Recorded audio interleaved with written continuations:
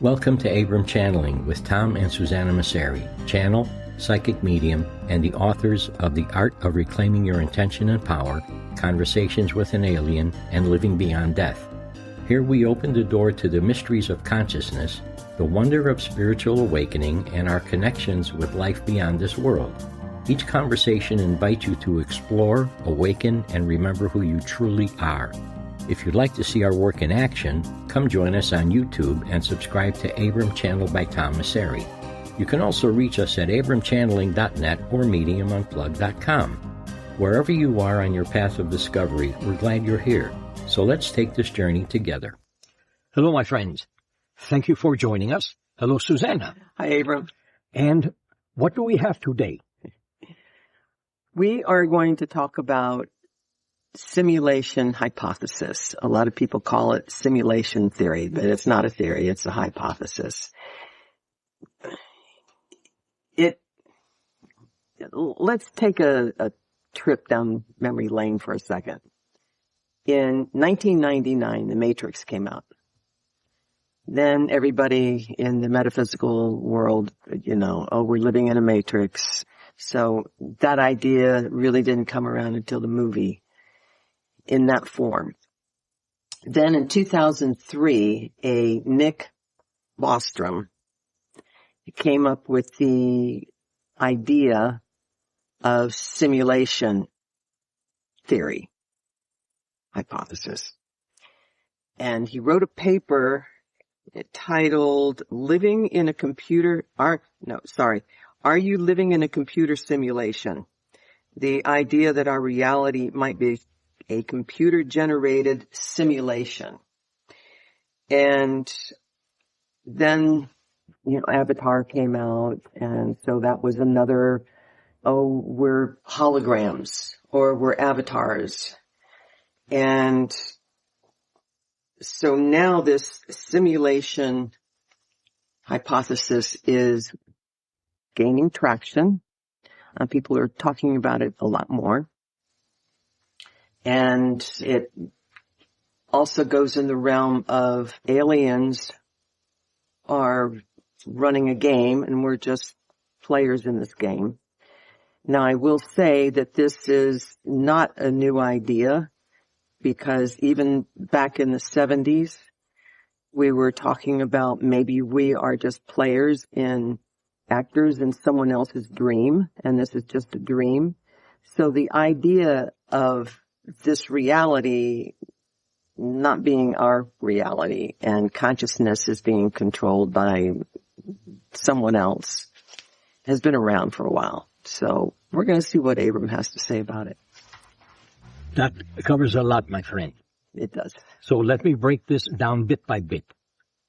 Are you living in a simulation? No. Are you in someone's video game? No. Are aliens creating something that you are a part of and playing to their whim? No. I think that covers it all. Now, you are a human being. You are not an avatar. You might think of yourself as being an avatar. What is an avatar? A character of what, who, and why you are. A character. Are you a character or are you a human being? Some human beings are real characters, yes, and they are funny characters, and some are sad characters, and some are, oh, woe is me character. But you are still a human being, a physical human being. If there is someone out there somewhere, in there somewhere, around there somewhere, creating a hologram in which you are a part of, and all people are a simulation hologram, that individual or those individuals will have to have a damned good imagination, because he or they or she or they would have to create each person individually to play out a role in his or her or their simulation. People talk about we are living in a simulation a lot. You know this by now. People talk about their avatar. You know this by now. People talk about the aliens creating the world in which you live, and it is just a holographic image, and all of you might exist underneath the thumbnail of a giant. Stop it.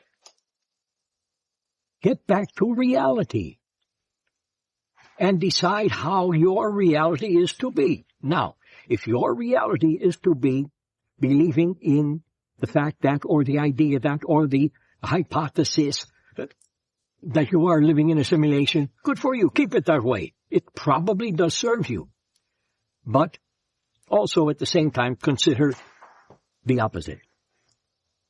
And that being that what you create as reality is something real for you, not a simulation. Now, I understand, you understand, everyone, well, not everyone, but most people understand that everything is energy. Those who do not understand that will eventually begin to understand it bit by bit by bit. And this is how change takes place, bit by bit by bit by bit. Now, thinking that everything is energy, then your reality must be energy also, yes. And that makes it an illusion, not a simulation, an illusion. Because a simulation is not something that you can change. It has been programmed for you. You have your role to play, and that is all there is to it. An illusion is something you can change. Using your emotions, your thoughts, and your beliefs, you can change the structure of your illusion reality to create it to be or make it to be what you really want or would like it or desire it to be. A real reality. You are a real physical human being. You can't call yourself an avatar. You can't think or believe that you are in an illusion or you are living in an alternate state of reality that someone else will create for you and you are in a video game and this and that, these and those. You can't believe and think about all of those. It boils down to you are a physical human being and you need a physical, real reality to live in and live your life out in so that you can experience what you need to experience throughout the course of your lifetime and every other lifetime, past, present lifetimes, and future lifetimes that you will or possibly could have for yourself. Reincarnation is something you have a say in. You don't have to reincarnate over and over again. You can choose to not reincarnate anymore. That'll be up to you. But if there is something that you need to experience that will add to your evolutionary state of being, then you will create another life so that you can experience that. Whatever it is that you might need to experience.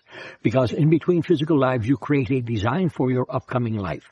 And you consider all the things, or some of the things, or one thing that you might need to experience so that you can evolve to a higher state of beingness, ultimately returning to your whole self and becoming your whole self again, not having to reincarnate. So let us go back to the hypothesis of, here we go again. You are living in, let me say, something that is made for you. Someone made your reality for you. How do you feel about that? I have my reality. I do not want someone making my reality. I want to make my reality for myself. And if I were to be a physical human being again, which I am not going to be because I have no need to be, then I would want to create or make my reality my way, not someone else's way, my way. Because I know myself, I know what I need. You know yourself, you know what you need. And should you need to believe that you are living in that hypothesis, the video game, what have you, if you believe that, let it serve you in the best way. Let it serve you in the best way. How can you do that? By doing the best that you can do within your supposed life as being an avatar. Become the avatar. Play it out big time. Drop your name. Drop your identity. Totally become the avatar you. Give your avatar a brand new name, a brand new identity, and live your life that way as the avatar. If that serves you. If it does not serve you, go back to being a physical human being, the way you are now, who you are, and why you are right now. There is nothing wrong with believing in theories or hypotheses, nothing wrong with believing in illusion. Stretch your imagination, but stretch it beyond the talk. Everyone talks. Everyone has a story to tell and or to sell. Everyone. Consider your story. What is your story all about? Is it about hypotheses or is it about reality? And I am not saying not at all, I am not saying at all that you have to believe only in what seems to be real and nothing else. No. Think about it all. Think about it all. But you might not want to believe it all. Think about it. Thank you. What else, my friend? There's nothing I can add to that. All right. So let me leave you with one more thought. I have been alive as a physical human being 3 times. I had cherished every one of those lives. They meant everything to me. I was honored to be a physical human being all 3 times. Honored. I am no longer physical. I honor my now present existence. I honor myself. I honor my reality.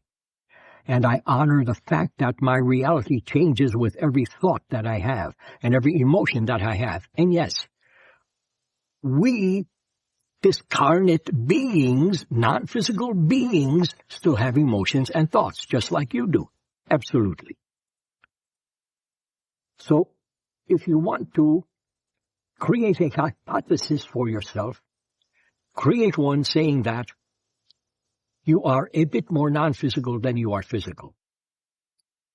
Get rid of the avatar, unless it serves you. Get rid of the hologram, unless it serves you.